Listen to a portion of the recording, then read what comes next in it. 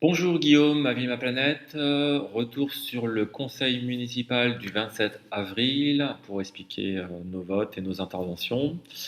Sur notre site mavie-ma-planète.org, vous pourrez retrouver la rubrique compte public où pourrez retrouver donc toutes les données.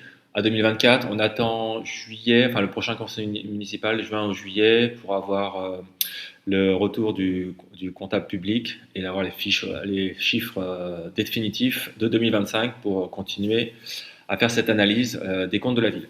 Ok, donc nos interventions, on est intervenu sur la délibération 5 qui était la délibération sur la désignation d'un médiateur, donc un médiateur entre les habitants et les services de la mairie.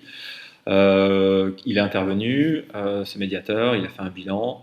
Bon, apparemment, il n'a pas fait grand-chose, mais c'est surtout nous, là où on est intervenu, c'était pour demander que la désignation soit faite lors d'un conseil municipal avec vote sur plusieurs candidatures.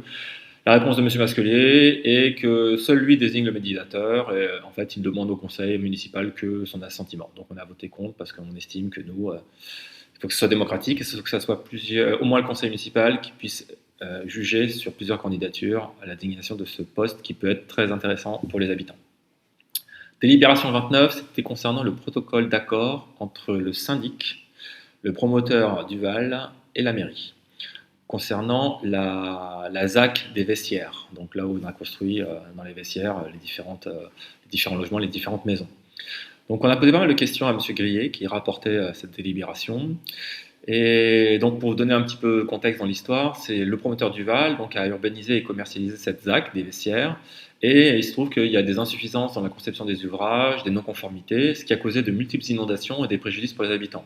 Donc, le syndic de cette ZAC, des propriétaires de cette ZAC, a interjeté, enfin, a attaqué un peu le promoteur, et notamment la mairie, qui a validé le permis de construire. Donc pour résoudre ces problèmes de vulnérabilité, il y a un accord, c'était la délibération 29, c'est un protocole d'accord, donc il s'agit de prévoir une somme d'un peu moins d'1 million d'euros, dont 300 000 seront payés par Duval, environ 300 000, environ 200 000 par le syndic, et les 500 000 restants par nous, tous, par la mairie.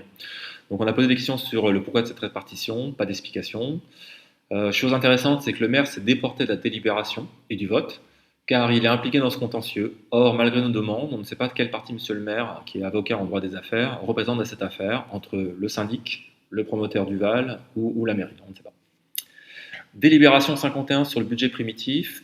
Donc là, on a fait encore le constat que les mauvais résultats se confirment en ce qui concerne les comptes publics de Saint-Raphaël. Vraiment, on vous conseille d'aller sur le dossier de séance, et notamment la page 466, où vous verrez les principaux ratios. Donc les principaux ratios, ce sont des ratios qui permettent de comparer donc, la gestion de la ville avec notamment la moyenne nationale des communes touristiques. Et là, on s'est focalisé sur ce ratio qui est la marge d'autofinancement courant de 116,61% par rapport aux communes de la strate touristique de 91,30%.